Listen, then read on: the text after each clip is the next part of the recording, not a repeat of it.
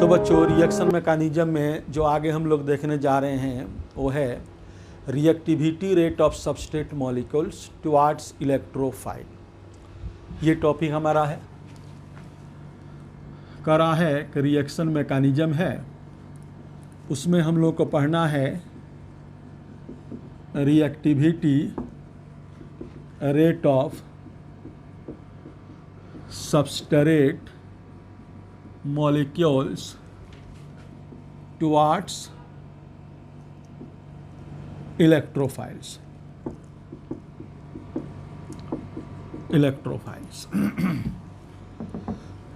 तो कह रहा है ये आपका बेंजीन है और इसमें रिएजेंट आएगा। ये रिएजेंट दो तरह का होता है, या तो यहाँ पे इलेक्ट्रॉन रिच होगा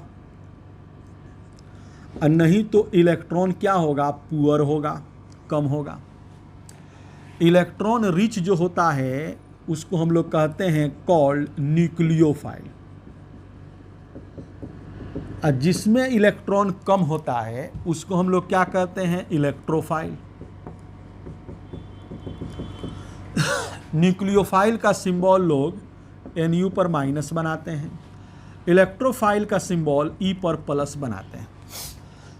हमारा टॉपिक है रिएक्टिविटी रेट टुवर्ड्स इलेक्ट्रोफाइल, यानी टुवर्ड्स इलेक्ट्रोफाइल हम लोग को रेट देखना है। अब ये कह रहा है कि भाई ये बेंजीन है और इस बेंजीन पर इलेक्ट्रोफाइल को आकर के बैठना है। तो जब बेंजीन पर इलेक्ट्रोफाइल आके बैठेगा तो इसमें दो तरह के ग्रुप होंगे। एक इसमें ग्रुप डोनर बैठेगा और दूसरा एक्सेप्टर बैठेगा।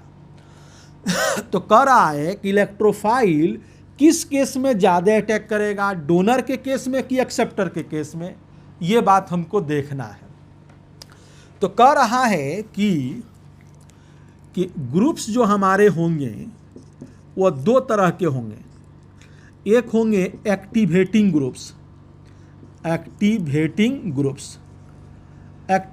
ग्रुप्स कहते हैं जो इलेक्ट्रॉन को रिलीज करता हो, कह रहा है विच रिलीज यानी donates the electron to ring, जो रिंग को क्या करता हो, इलेक्ट्रॉन डोनेट करता हो। और दूसरा होता है डीएक्टिवेटिंग ग्रुप। डीएक्टिवेटिंग ग्रुप्स कहते हैं विच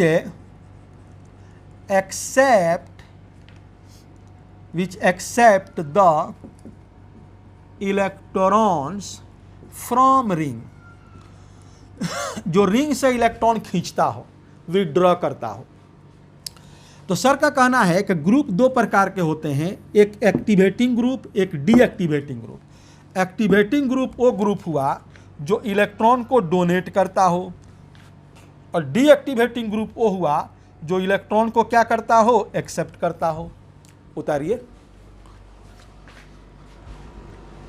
अब देखो, कह रहा है कि मान लो ये हमारा बेंजीन है और इस बेंजीन पर एक डोनर ग्रुप बैठा है, एक एक्टिवेटिंग ग्रुप बैठा है। एक ग्रुप जो बैठा है वह डोनर ग्रुप है, ये डोनर ग्रुप है। जब ये डोनर ग्रुप है तो ये क्या होगा, एक्टिवेटिंग ग्रुप होगा। एक्टिवेटिंग ग्रुप होगा। और दूसरा बेंजीन है, उस बेंजीन पर जो ग्रुप बैठा है वह एक्सेप्टर बैठा है, वह एक्सेप्टर ग्रुप बैठा है। एक्सेप्टर ग्रुप है तो ये क्या होगा, बोलो, डीएक्टिवेटिंग होगा। ये इलेक्ट्रॉन को क्या करेगा, खींचेगा। अब कहो, देखो कि इसमें भी हम इलेक्ट्रोफाइल को बैठाना चाहते हैं, इसमें भी इलेक्ट्रोफाइल को बैठाना चाहते हैं। अब जो ये डोनर है, जब ये अपने इलेक्ट्रॉन को डोनेट करेगा तो यहाँ पे निगेटिव क्रिएट होगा, और ये जब खींचेगा तो पॉजिटिव क्रिएट होगा। तो कह रहा है कि जब ये डोनेट करेगा तो इसमें निगेटिव आएगा, ये निगेटिव और इस पॉजिटिव में अट्रैक्शन होगा तो मोर रिएक्शन होगा। होगा ना जी।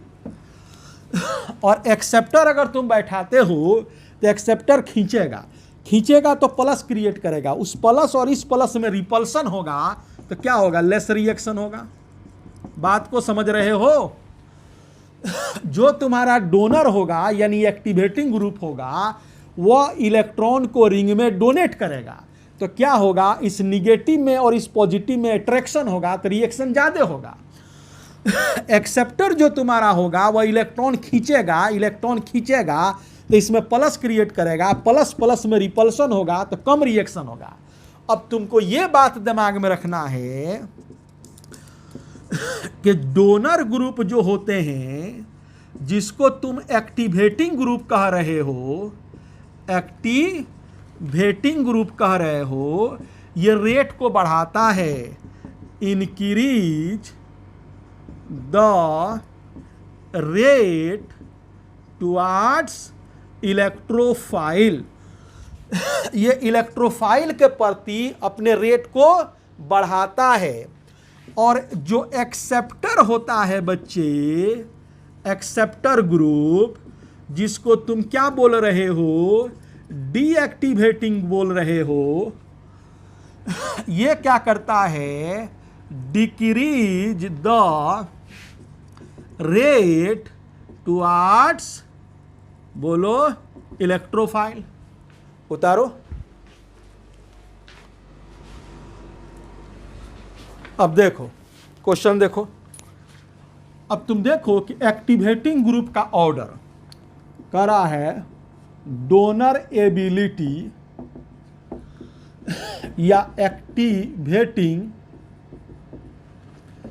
Ability of donor groups. जो डोनर ग्रुप्स होते हैं उसमें सबसे ज्यादा कौन इलेक्ट्रॉन डोनेट करता है, फिर कौन। देखो बहुत इंपॉर्टेंट है, याद रखना।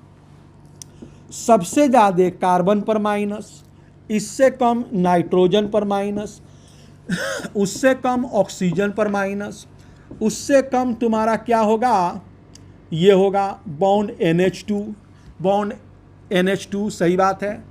उसके बाद बॉन्ड OH, उसके बाद बॉन्ड OR, उसके बाद bond NH C double bond OR, उसके बाद bond O C double OR, सबसे कम तुम्हारा ये। समझ रहे हो ना? यहां पे एक लोन पेयर, दो लोन पेयर, ये सब, ये लोग क्या हैं, इलेक्ट्रॉन डोनेटिंग है। उसमें यहां से ये जो होता है, थोड़ा देखो इधर,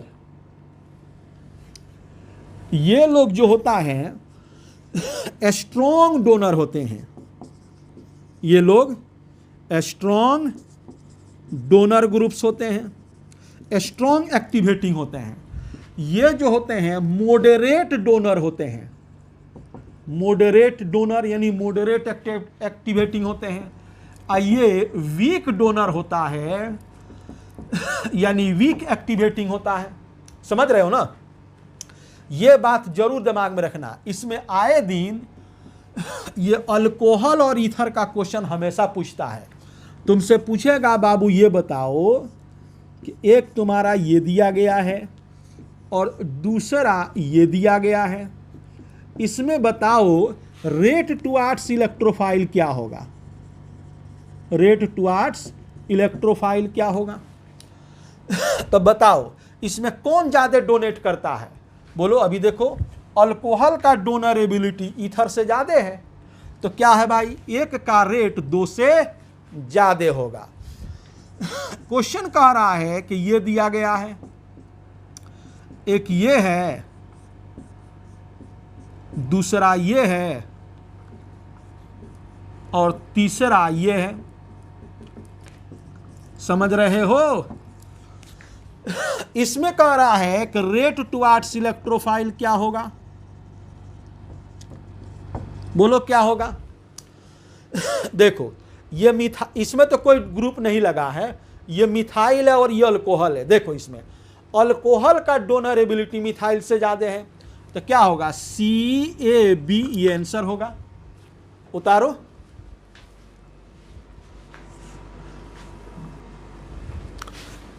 अब देखो क्वेश्चन ये दिया गया है,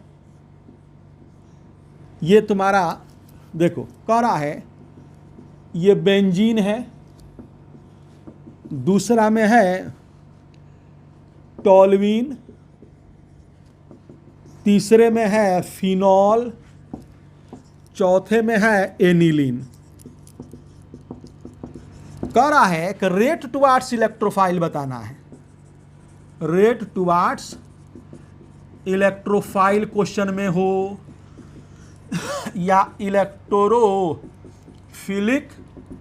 सब्स्टिट्यूशन रिएक्शन हो, तुमको इलेक्ट्रोफाइल देखना है, ये देखना है क्या होगा।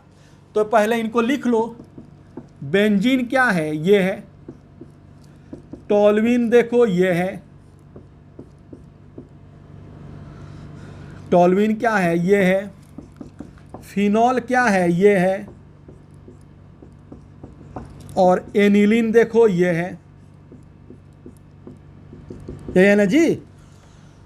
अब देखो कि इसमें डोनर एबिलिटी देखो, डोनर तो ये तीनों लोग हैं, ये भी डोनर है, ये भी डोनर है, ये भी डोनर है। ये तीनों में ज्यादा कौन डोनेट करता है, ये NH2। अभी ऑर्डर लिखे थे, ऑर्डर दिमाग में होना चाहिए कि सबसे ज़्यादा NH2 डोनेट करता है, फिर OH डोनेट करता है, फिर CH3 डोनेट करता है। तो सबसे ज़्यादा तुम्हारा रेट किसका होगा, एनिलीन का, उसके बाद फिनॉल का, उसके बाद टॉल्यूइन का, सबसे कम बेंजीन का। उतारो।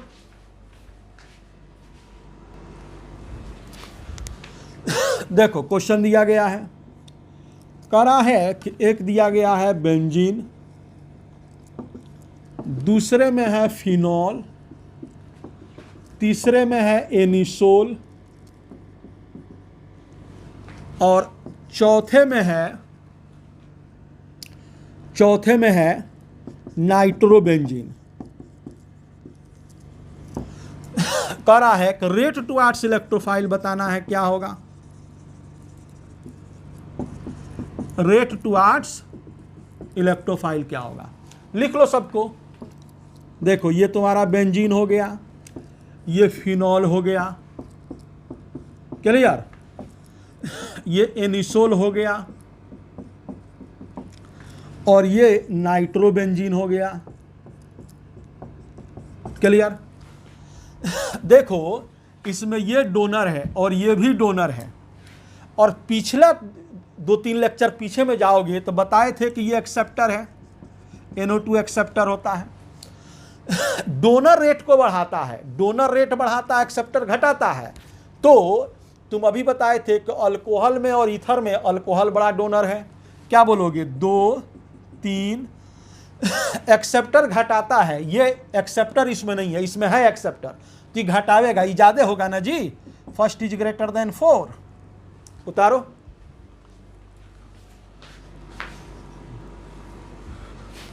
अब देखो, अब हम लोग देखने जा रहे हैं एक्सेप्टिंग टेंडेंसी,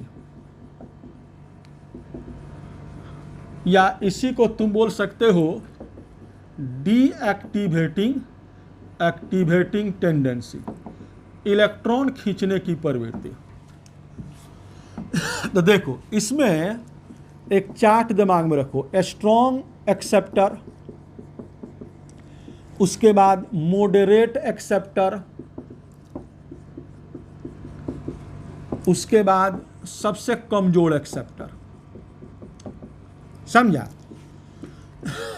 स्ट्रॉन्ग एक्सेप्टर में ये कार्बोकैटायन होता है, फिर तुम्हारा कौन है, नाइट्रो ग्रुप होता है, फिर कौन है, साइनाइड ग्रुप होता है, फिर कौन है तुम्हारा, इसके बाद तुम ले लो इसको CCl3, CF3, उसके बाद ले लो SO3H।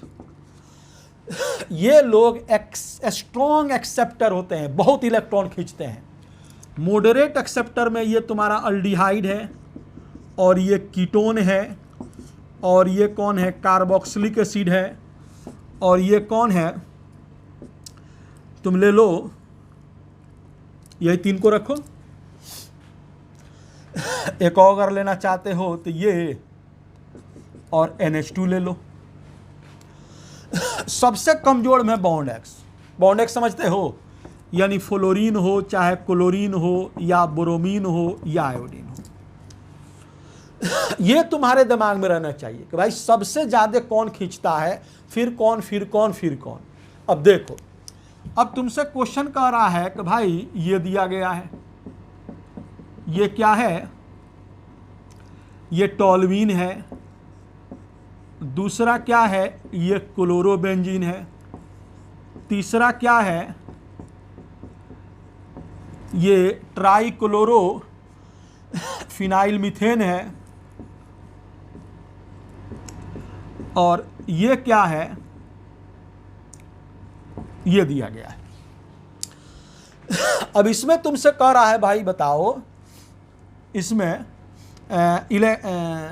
रेट टुवार्ड्स इलेक्ट्रोफाइल क्या होगा, रेट टुवार्ड्स इलेक्ट्रोफाइल क्या होगा। अब सब में देखो, देखो ये क्या है, एक्सेप्टर है, देखो इस ग्रुप में है, ये इतना तो तुमको दिमाग में रखना पड़ेगा, ये एक्सेप्टर है, ये भी एक्सेप्टर है, और ये भी एक्सेप्टर है, बट ये डोनर है जी। डोनर रेट को बढ़ाता है। रिएक्शन कैसे होगा वो तो हम लोग रिएक्शन में देखेंगे। अभी जो मैकेनिज्म हम लोगों ने पढ़ा है, plus M, minus M, hyper conjugation, inductive, ये सब जो पढ़े हैं, उस डिपेंडेंट क्वेश्चन हम लोग देख रहे हैं। तो कह रहा है कि डोनर रेट बढ़ाता है, तो सबसे ज्यादा पहला का हो गया। अब देखो ये खींचने वाले लोग हैं, एक्सेप्टर रेट को घटाता है, तो जितना ज्यादा खींचेगा उतना ही रेट को घटाएगा। अब देखो इस सब में सबसे कम खींचता है कौन है, वीक एक्सेप्टर, सबसे कम क्लोरीन। इससे ज्यादा तुम्हारा कौन है, देखो, अच्छा इसमें ऑर्डर भी हम लिखे हैं। इसमें देखो सबसे ज्यादा ये खींचेगा, फिर ये, फिर ये, फिर ये, फिर ये, फिर ये, इसमें सबसे ज्यादा ये, फिर ये, फिर ये, फिर ये, इसमें सबसे ज्यादा ये, समझ रहे हो ना। तो सबसे ज्यादा तुम्हारा पहला का होगा, इन तीनों में सबसे कम ये खींचेगा, तो इसका ज्यादा होगा। उसके बाद कौन खींचेगा, ये खींचेगा C, और सबसे ज्यादा D खींचेगा। तो जो जितना ज्यादा खींचेगा उसका रेट उतना ही कम होगा। उतारो,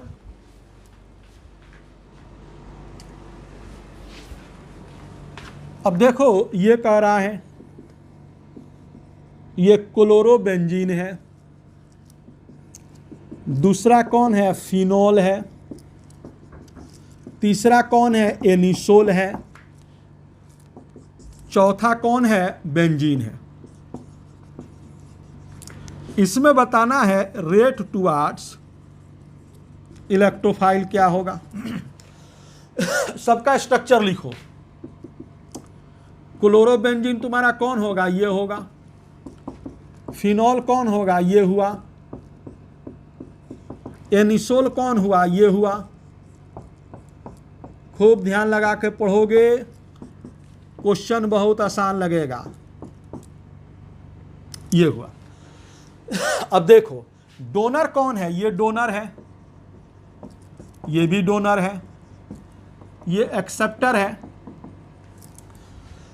तो दोनों डोनर में तुमको बताए हैं ये बड़ा डोनर होता है, तो सबसे ज्यादा 2 का हुआ, फिर 3 का हुआ। एक्सेप्टर रेट को घटाता है, ये ज्यादा होगा, 4 ज्यादा होगा, 1 कम होगा। इसको देखो, 1 नंबर में कह रहा है कि ये है, B नंबर में कह रहा है कि ये है, C नंबर में कह रहा है कि ये है, और D नंबर में कह रहा है कि ये है। रेट टुवार्ड्स इलेक्ट्रोफाइल क्या होगा, देखो बढ़िया से। सब में एक्सेप्टर है, एक्सेप्टर एक्सेप्टर एक्सेप्टर। देखो ये स्ट्रॉन्ग एक्सेप्टर, ये मॉडरेट एक्सेप्टर, और ये वीक एक्सेप्टर। एक्सेप्टर रेट को घटाता है, तो ये तीनों का कम होगा, D ज्यादा होगा। तीनों का ना कम होगा जी, ये डी ज्यादा होगा। अभी इन तीनों में देखो जो जितना ज्यादा एक्सेप्टर होगा उतना ही रेट को कम करेगा। ये वीक एक्सेप्टर है, इसका ज्यादा होगा सी, फिर उसके बाद बोलो ए, उसके बाद क्या होगा बी।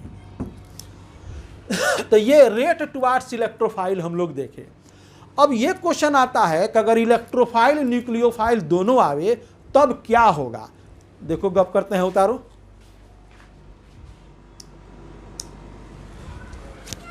अब देखो क्वेश्चन ये कह रहा है कि ये बेंजीन है, इसमें दो ग्रुप हम दे रहे हैं, एगो न्यूक्लियोफाइल दे रहे हैं और एक इलेक्ट्रोफाइल दे रहे हैं। इसका रेट कांस्टेंट K1 है, इसका K2 है। तो इसमें रेट कांस्टेंट का ऑर्डर क्या होगा, K1 बराबर K2 होगा कि K1 बड़ा K2 होगा कि K1 छोटा K2 होगा, क्या होगा।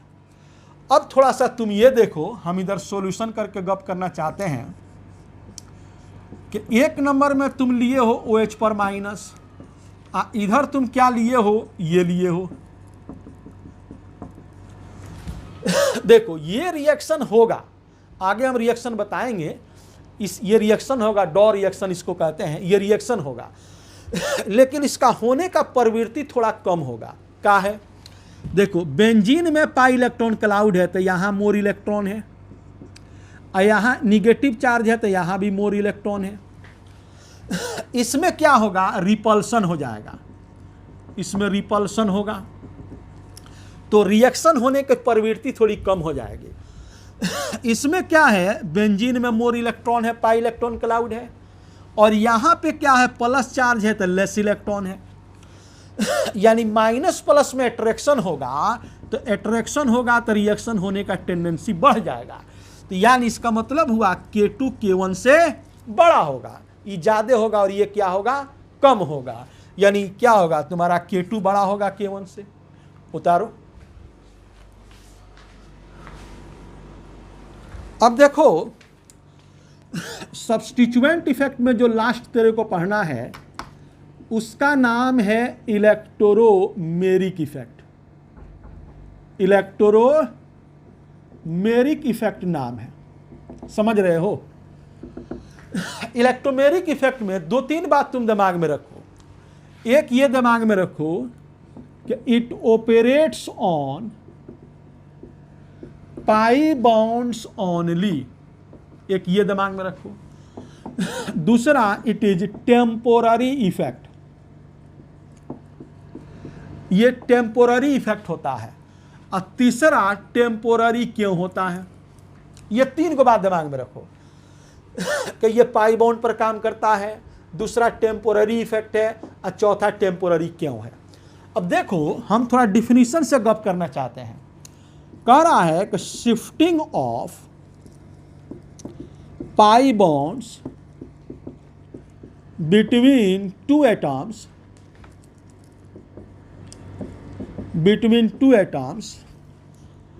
on the demand of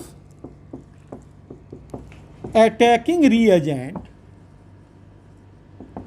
is called, उसको कहते हैं इलेक्ट्रोमेरिक इफेक्ट। कह रहा है shifting of pi bonds between two atom, दो एटम के बीच पाई बॉन्ड का शिफ्ट होना on the demand of attacking reagent is called electromeric effect. कह रहा दो एटम के बीच पाई बॉन्ड का शिफ्ट होना जब अटैकिंग रिएजेंट आता हो। कह रहा है एज सून एज, ज्यों ही attacking reagent is removed from reaction site, ज्यों ही रिएक्शन साइट से हटता है, देन तब पाई बाउंडेड इलेक्ट्रॉन्स, तो जो पाई बाउंडेड इलेक्ट्रॉन्स है कम back on its original state, अपनी पुरानी अवस्था पे चला आता है। ड्यू टू दिस, इसी कारण से electromeric effect is temporary effect. समझ रहे हो? अभी तुमने डिफिनीशन लिखा है, अभी हम समझाते हैं तेरे को। एक तो यहां पे लिखा है shifting of pi bonds between two atoms on the demand of attacking reagent is called electromagnetic effect. Pi bond का शिफ्ट होना दो एटम के बीच में, जब रिएजेंट आता हो तो पाई बॉन्ड डर से शिफ्ट हो जाता हो, उसको इलेक्ट्रोमैग्नेटिक इफेक्ट कहते हैं। एज सून एज, ज्यों ही attacking reagent is removed from reaction side, ज्यों ही अटैकिंग रिएजेंट रिएक्शन साइड से हटता है, देन तब pi bonded electrons come back on its original state. तो पाई बॉन्डेड इलेक्ट्रॉन अपनी पुरानी अवस्था में चला आता है। इसी कारण से electromagnetic effect is temporary effect. देखो अब समझो एग्जांपल को। जैसे ये दिया गया है, इसमें मान लो तुम रिएजेंट को लाए, मान लो तुम्हारा रिएजेंट कौन है, H पर एक प्लस कोई रिएजेंट है, तुम लाए। अब ज्यों ही रिएजेंट को तुम लाओगे तो ये टूट जाएगा, ये माइनस प्लस में शिफ्ट कर जाएगा, ये टूट करके ऐसे हो जाएगा। समझ रहे हो ना? ज्यों ही ये आएगा तो ये बॉडी क्या होगा, ये टूट जाएगा। मान लो कोई ये इलेक्ट्रोफाइल है, वो आएगा तो ये टूट जाएगा, ये प्लस माइनस में चला जाएगा, वहां चला गया। और ज्यों ही तुम्हारा ये रिएजेंट जब यहां से निकलेगा तो फिर वो ऐसे ही चलावेगा। अरे समझ रहे हो? यहां पे थोड़ा और हम फ्रेश करना चाहते हैं। देखो ये तुम्हारा है ना, यहां हम लिख देते हैं प्रेजेंस ऑफ रिएजेंट। जब रिएजेंट आता है तो ये ऐसे शिफ्ट कर जाता है, और जब रिएजेंट जाता है, एब्सेंस ऑफ रिएजेंट जब जाता है तो ये वैसे ही पुरानी अवस्था में चला आता है। इसी को हम लोग क्या कहते हैं, इसी कारण से ये टेम्पोररी होता है। हम लोग के पढ़ाई के ज़माने में बहुत बच्चा ऐसा होता था जो नाइट शो सिनेमा देखने चला जाता था, और दिनों में देखता था, शाम में भी देखता था। मान लीजिए उसको पता चला कि भाई उसके गार्जियन शहर में आए हैं, अलीगढ़ में MU में आए हैं, तो क्या करता था कि उच्चला आता था। उसको पता चल गया भाई अब्बू आ रहे हैं, गांव से, शहर से, अलीगढ़ में आ रहे हैं, तो वहां पहुंच जाता था, ठीक है ना।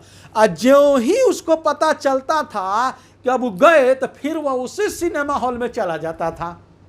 अरे बात समझ रहे हो? सिनेमा हॉल में या ढाबा में या जहां उसका जगह है वहां चला जाता था।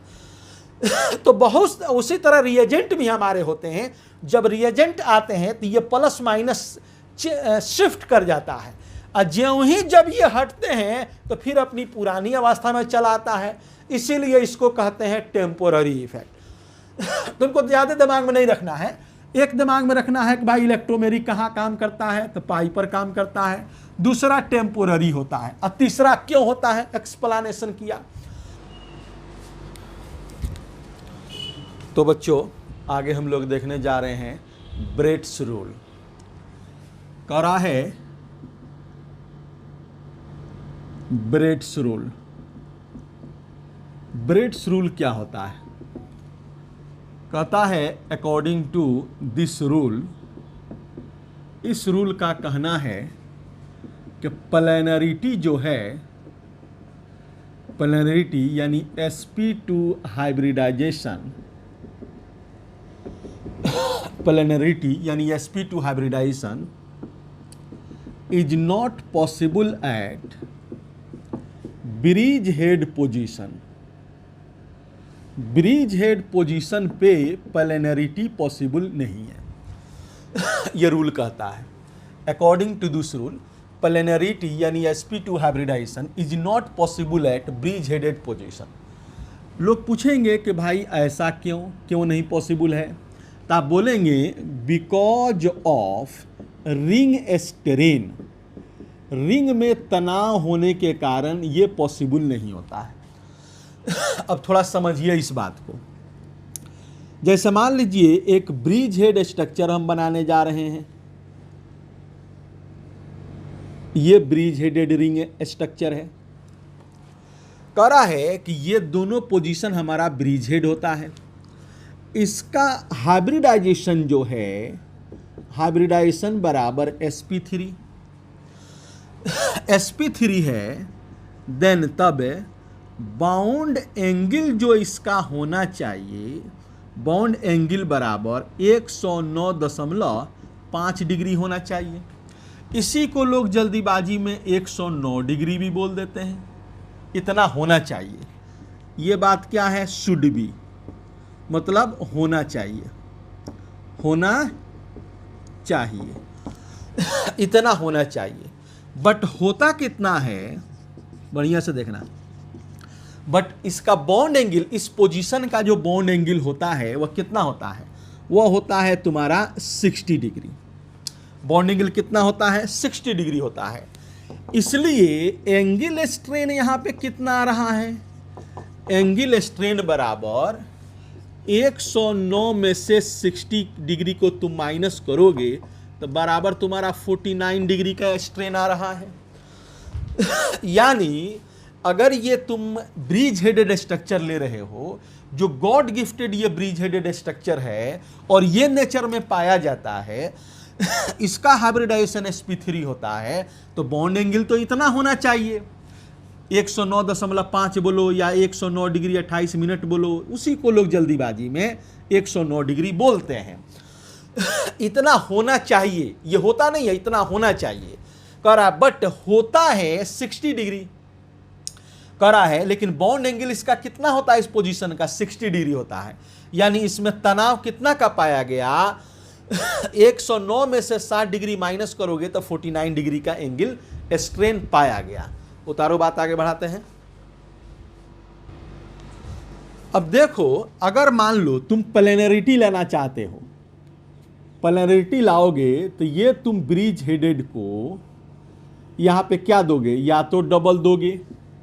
अगर डबल नहीं दे रहे हो तो प्लेनरिटी के लिए तुम करोगे क्या, वहां प्लस करोगे, यहां पे प्लस करोगे।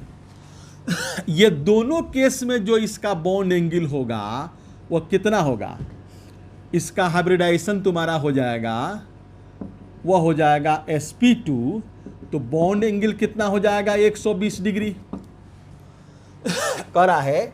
इसका हाइब्रिडाइजेशन हो गया sp2, तो बॉन्ड एंगल हो गया 120 डिग्री, यानी 120 डिग्री होना चाहिए, शुड बी, इतना होना चाहिए।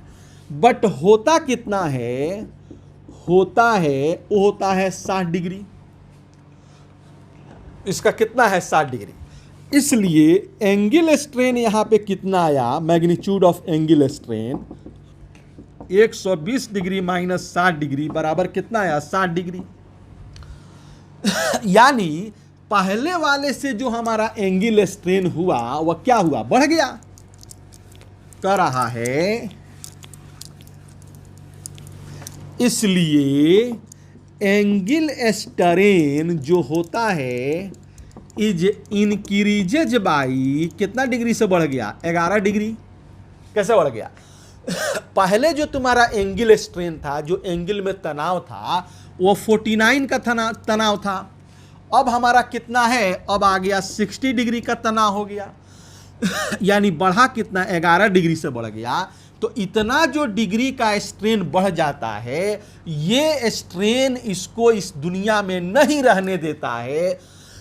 ये जो suddenly increase of angle strain जो इसका है वह दुनिया में नहीं पाया जाता है, कह रहा है। सो इसलिए प्लेनरिटी का मतलब sp2 हाइब्रिडाइजेशन, sp2 हाइब्रिडाइजेशन का मतलब डबल बॉन्ड या बोलो कार्बोकैटायन, कह रहा है is not possible at bridge head position. समझ रहे हो ना, उतारो। अब देखो, कह रहा है जैसे मान लो कि ये स्ट्रक्चर दिया गया है, इसी को तुम ऐसे भी लिख सकते हो, ब्रिज हेडेड स्ट्रक्चर है। इसी को तुम ऐसे भी लिख सकते हो जो अभी हम लिखे थे, ये ब्रिज हेडेड है।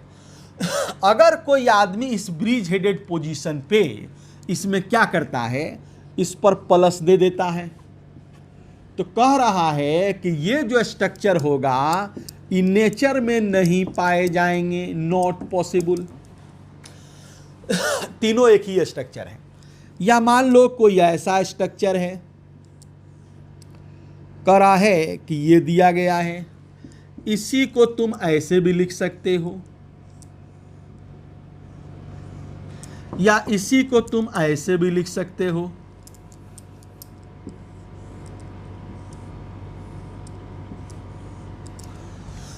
ठीक है ना। अगर इसके ब्रिज हेडेड पोजीशन पे कोई आदमी प्लस दे रहा है तो ये नेचर में नहीं पाया जाएगा। क्यों नहीं पाया जाएगा? Due to angle strain. अच्छा, अब तुम कहोगे सर ब्रिज हेडेड होने के लिए क्या चाहिए? करा है एक नोट जानो पॉइंट, करा है फॉर ब्रिज हेडेड के लिए एटलीस्ट कम से कम 1 carbon must be present between each chain side. Her chain side में कम से कम एक कार्बन होना चाहिए। जैसे तुम देखो, कह रहा है ये तुम्हारा जो ब्रिज हेड है, इधर भी कार्बन देख रहे हो, कार्बन, इस दोनों के बीच में भी कार्बन, इन दोनों के बीच में भी कार्बन। हर चेन साइड में कार्बन होना चाहिए, तब ब्रिज हेड होगा। जैसे ये देखो, ये दोनों के बीच में यहाँ पे कार्बन, यहाँ कार्बन, यहाँ कार्बन, इन दोनों के बीच में कार्बन कार्बन कार्बन, इन दोनों के बीच में कार्बन कार्बन कार्बन, इन दोनों के बीच में कार्बन कार्बन कार्बन, इन दोनों के बीच में कार्बन कार्बन कार्बन। तो ये ब्रिज हेडेड है। ब्रिज हेडेड स्ट्रक्चर में ब्रिज हेड पोजीशन पे डबल नहीं होगा, प्लस नहीं होगा, यानी प्लेनरिटी नहीं होगा। ठीक है, उतारो उतारो। अब देखो हम क्या करें, ये प्लस अगर नहीं दे करके हम क्या कर दें, इसमें हम इसमें डबल कर दें। जैसे हम डबल कर दें तो ये भी नेचर में नहीं पाया जाएगा। हम अगर डबल कर दें तो ये भी नेचर में बोलो नहीं पाया जाएगा। क्यों नहीं पाया जाएगा? क्योंकि हाइब्रिडाइजेशन sp2 हो जाएगा, जिससे प्लेनरिटी इसकी खत्म हो जाएगी। उतारो। देखो क्वेश्चन कह रहा है कि ये दिया गया है,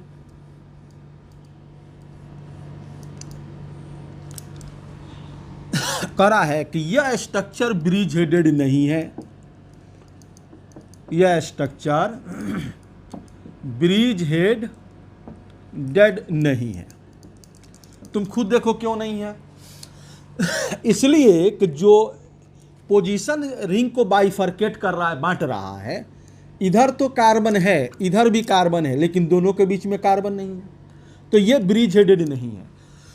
जब ये ब्रिज हेडेड नहीं है तो इसके जो मिडिल पोजीशन है, जो तुमको ब्रिज हेड जैसा दिख रहा है, वहाँ प्लस भी होगा और वहाँ पे क्या होगा, डबल बॉन्ड भी हो सकता है।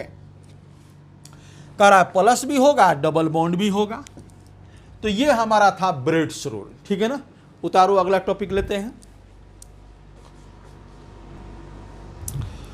अब देखो, अब हम टॉपिक बनाने जा रहे हैं, उसका नाम है हीट ऑफ कंबसन।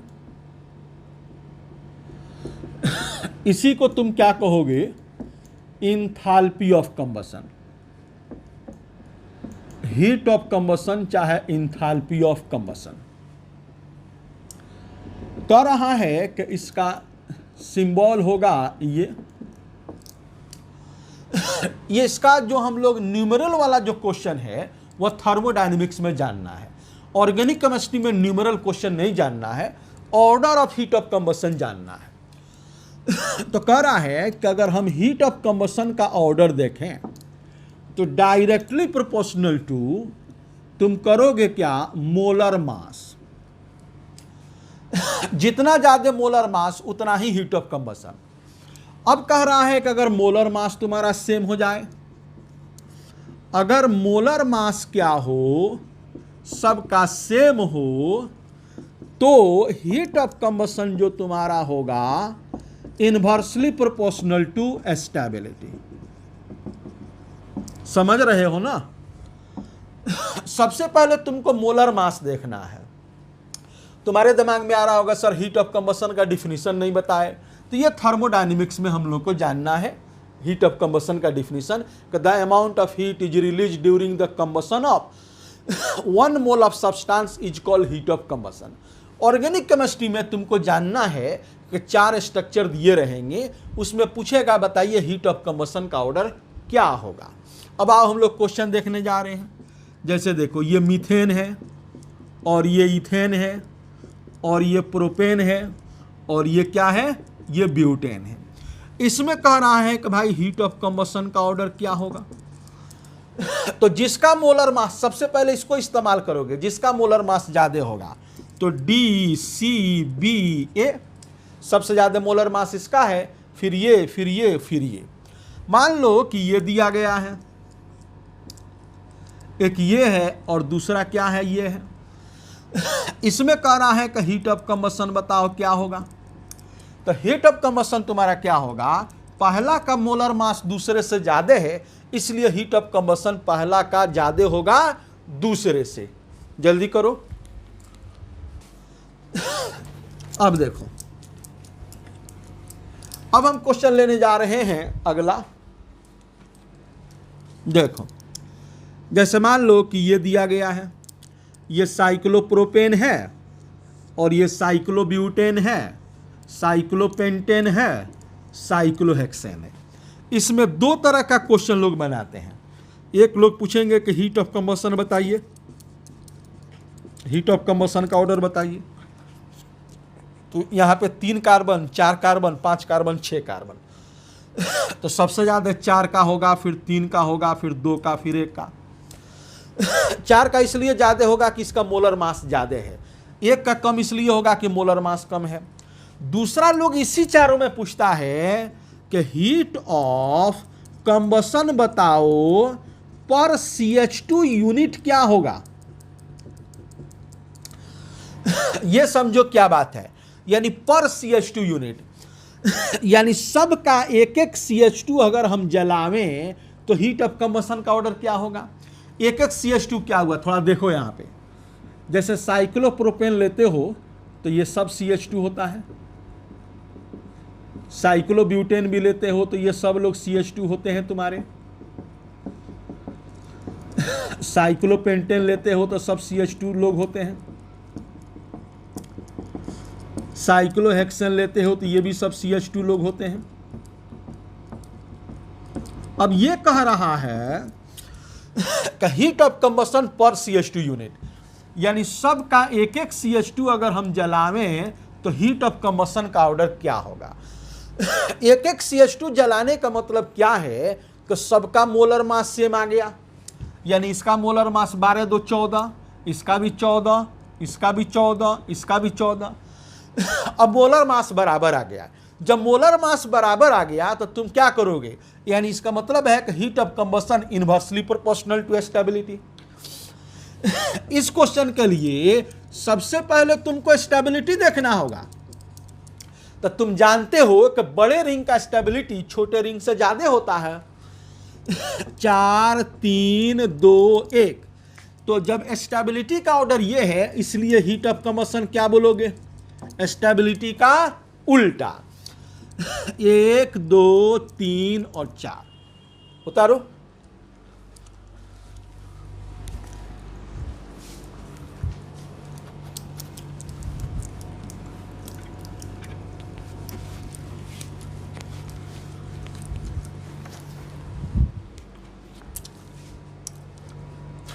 अब देखो, ये देखो, कह रहा है कि ये दिया गया है,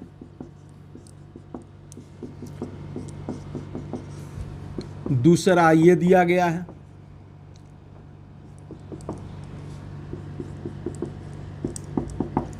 इसमें कह रहा है कि हीट ऑफ कंबशन का ऑर्डर क्या होगा।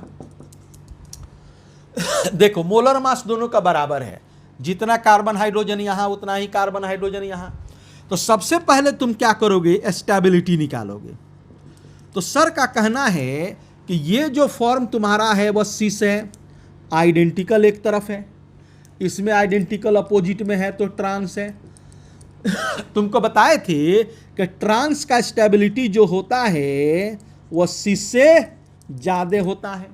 जब ट्रांस का स्टेबिलिटी सिस से ज़्यादा होगा तो हीट ऑफ कंबशन सिस का ज़्यादा होगा किससे, ट्रांस से। अब देखो अगला क्वेश्चन, ये देखो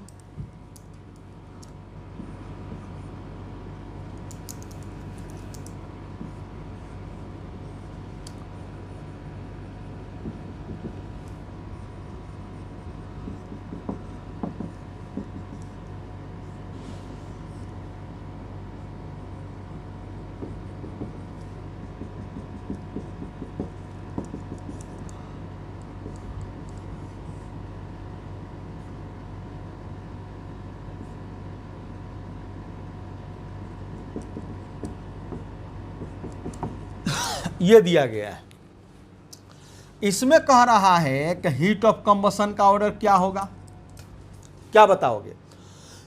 इसमें तुम देखो तो सबसे पहले मोलर मास वाला फॉर्मूला, जब वो सेम होगा तो स्टेबिलिटी का फॉर्मूला। मोलर मास देखो, इसमें 4 रिंग में कार्बन 5 1 6 कार्बन, 4 रिंग में कार्बन 5 1 6 कार्बन, 4 रिंग में 5 2 7 कार्बन।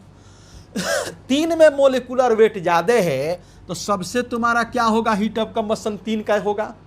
ये दोनों में कार्बन बराबर है, जब इन दोनों में कार्बन बराबर है तो ये सिस है और ये क्या है, ट्रांस है। तो ट्रांस का स्टेबिलिटी सिस से ज्यादा, तो जो स्टेबिलिटी कम होगा उसका हीट ऑफ कंबशन ज्यादा होगा। First is greater then second. उतारो,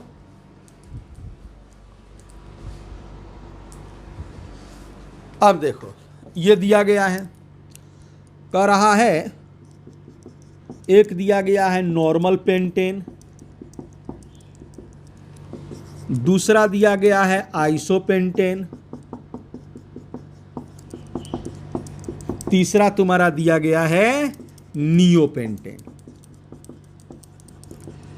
इसमें कह रहा है एक चौथा भी दिया गया है, चौथा दिया गया है उसका नाम है नॉर्मल हेक्सेन। समझ रहे हो। तो कह रहा है कि हीट ऑफ कंबशन का ऑर्डर क्या होगा। सबसे पहले मोलर मास देख लो, यहां पे देखो 1 2 3 4 5 कार्बन, यहां 1 2 3 4 5 कार्बन, 1 2 3 4 5 कार्बन, यहां पे 1 2 3 4 5 6 कार्बन। तो सबसे ज्यादा कार्बन यहां है तो सबसे ज्यादा हीट ऑफ कंबशन 4 का होगा। अब बचे ये लोग, तो अब इन तीनों में तुम क्या करोगे, स्टेबिलिटी देखोगे। तो तुमको बताए थे कि ब्रांच का स्टेबिलिटी अन्य ब्रांच से ज्यादा होगा। जितना ज्यादा ब्रांचिंग उतना ही ज्यादा स्टेबिलिटी। तो सबसे ज्यादा ब्रांचिंग यहां है, 2 ब्रांचिंग, 1 ब्रांचिंग, कोई ब्रांच नहीं। तो सबसे ज्यादा तुम्हारा स्टेबिलिटी 3 का, फिर 2 का, फिर 1 का। तो इसलिए हीट ऑफ कंबशन क्या होगा, इसका उल्टा, 1 2 3, ठीक है ना। उतारो। यह फर्स्ट पोर्शन तुम्हारा, first portion of reaction mechanism समाप्त हुआ। अगले लेक्चर में हम बात करेंगे second portion of reaction mechanism का। उतारो, अगले दिन फिर मिलते हैं।